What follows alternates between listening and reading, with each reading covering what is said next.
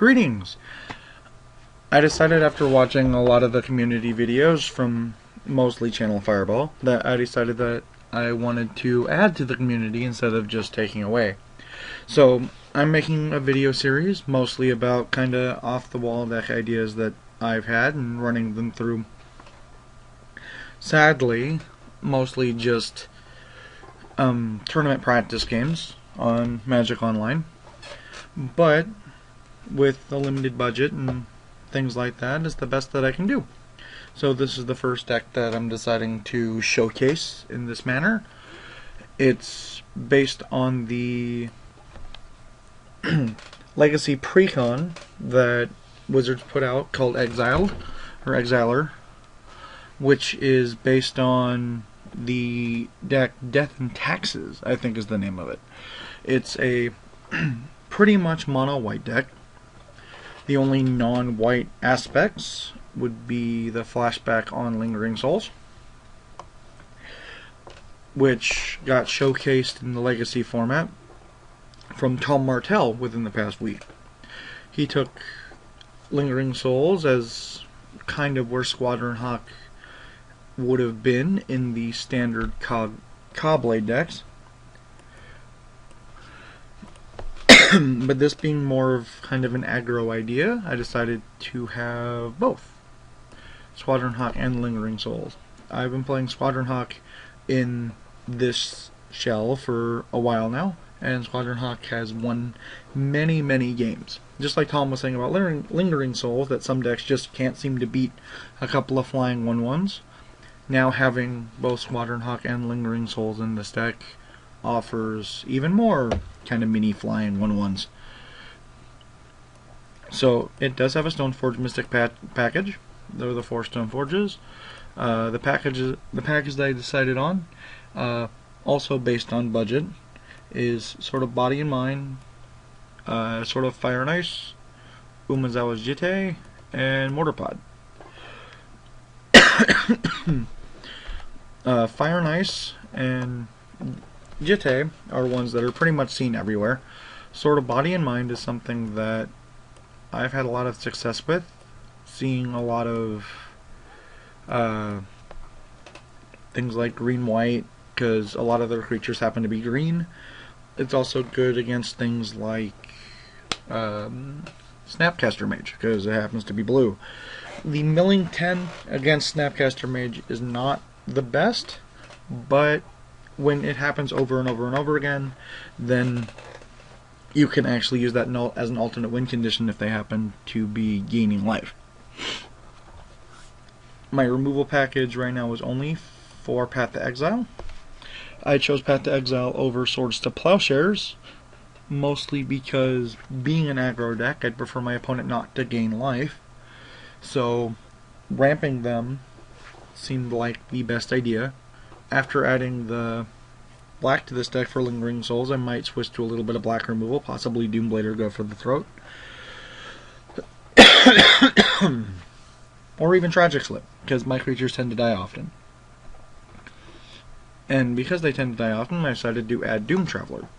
Doom Traveler is a card that might seem kind of weird, but has actually been very beneficial. It acts as a body to carry one of the 4 equipment. When it dies,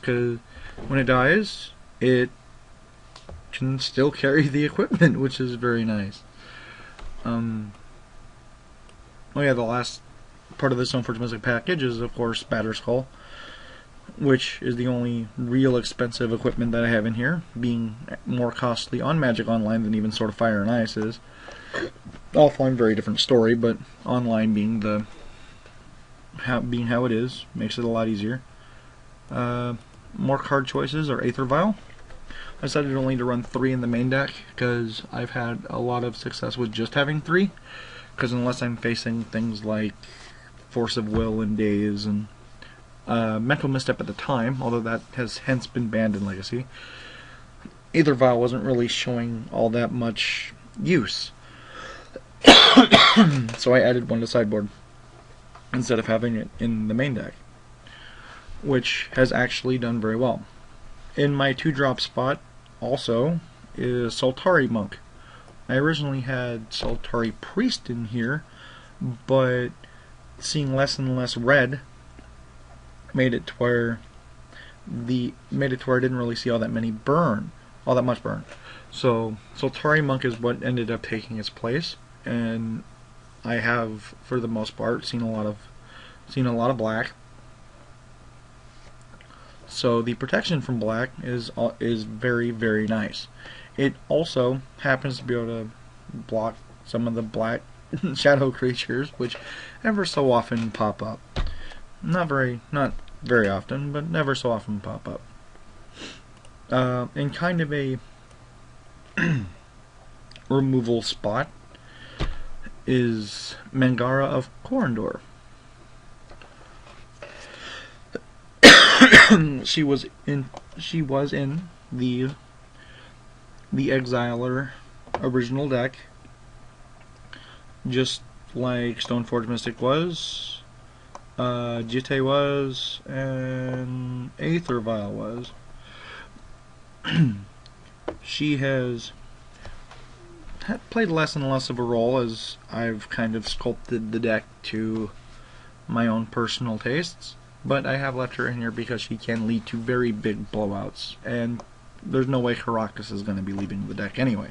Show and tell, dropping things like Emrakul, or having to stare down a reanimated anything, pretty much everything that gets reanimated is legendary, is very nice to be able to throw back to hand. So that's my answer to that. The only black sources I have in my collection, sadly, I don't have any scrublands or even marsh flats, is Caves of Quellos. Luckily, I won't have to be using it all that often for anything other than just colorless, because every land in the deck, except for 4, produce white, so that's not really all that much needed. And there's only 2, 4, 5, 6, 7 cards in the entire deck that cost double white. So if the only 2 lands I have out happen to be a Cave and a Plains or a Caracas, then there's only 7 cards in the deck I'm even going to have to take damage off of. That, of course, will be changing to preferably more isolated chapels, or of course dual lands, as my collection increases. Part of that 7 cards that cost double white is, of course, Mrs. Kibler, Elspeth Knight Errant. Another one of those kind of things that a never-ending stream of creatures that can hold one of the 5 pieces of equipment is very, very nice. The being able to jump creatures, of course, is very useful. I have not quite yet dropped her emblem, but it is always useful to be there. To finish out the lands is 2 Ghost Quarters, which of course would be Wastelands. But Wasteland is one of the most expensive legacy cards on Magic Online, so I have to go with what I can, and Ghost Quarters it. Originally I had Tectonic Edge into that spot, but the ability to hit lands no matter how many your opponent has out, even if they get to replace it, has become a lot more useful than Tectonic Edge was. Tectonic Edge was very, very good, but just sometimes losing when your opponent only has 3 lands and one of them is the one you need to blow up can be very frustrating. The last 2 is Mistress Factory. Also was in the original Exiler deck. Those are always very nice to have, even though you don't really see all the many sweepers or things along those lines. I apologize for the cough. I've been fighting that for a while. Okay, so moving on to the sideboard. Cards against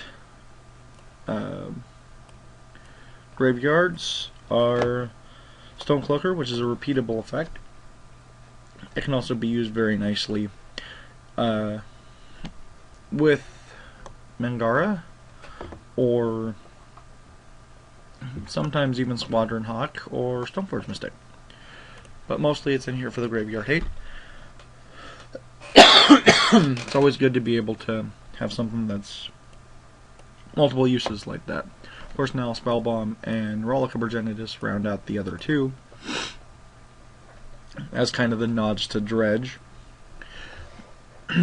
Mostly using 1-1 because you don't really want to have them Pithing Needle and Relic, and then the only ones you have inside your deck are relics. So that, as far as I've seen, that's pretty normal. Having a couple of different graveyard hate cards. Go to fight Storm combo, Aether Sworn Canonist. The most fun I've had with this deck fighting Storm is, of course, having an Aether Vial out, and they get up to Storm count about 10 or 11, and then in response to one of their final rituals or draw spells, you just Vial in the Canonist, and then suddenly Storm count drops basically to 0, and they can't play any more spells that turn.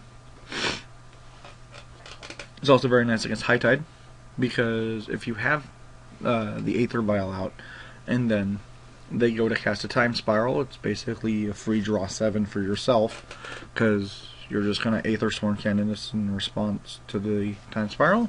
And then even if they do draw a fistful of High Tides and the ability to kill you, they can't really utilize it that turn. Two last pieces of equipment in the sideboard, which are another Umezawa Jete, which is very nice against everything from burn to even control decks, just because the ability to kill small creatures such as like Snapcaster Mages and Dark Confidants, Mother of Runes, and so forth and so on. All those little 1 to 2 toughness creatures is always a very nice tool to have. And then Sword of Light and Shadow is another very good thing, especially with Tom Martell winning that Grand Prix with a deck that's running white creatures. One last Aether Vial. So if you do end up coming, if I do end up coming up against like blue control decks, it gives me an extra out to try to get creatures in under the counter spells.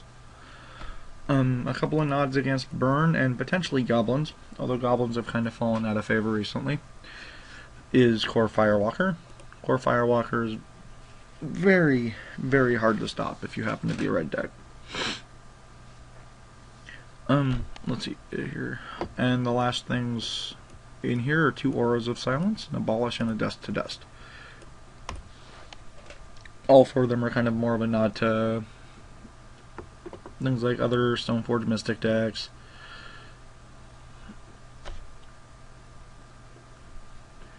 And Affinity. Aura of Silence is mostly against Affinity. Abolish is more against everything else. Abolish is something very nice just because alternate casting costs are always something useful. It's also a full disenchant, so you can end up getting rid of enchantments, things like Oblivion Rings and so forth and so on. Dust to Dust is also more against Affinity, as Affinity getting to 2 for 1, like even double Stone Rain if they get a semi-slow start, is huge. And has won many games that I've faced Affinity in. So that's an overview of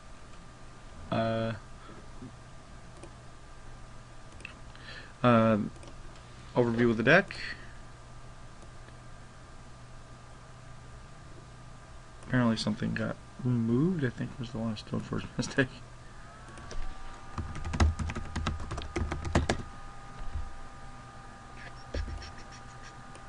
There you are. Fiddling around moving cards made one of them move. Okay. Anyway, So that's an overview of the deck. So let's jump into a few games and see what we can do.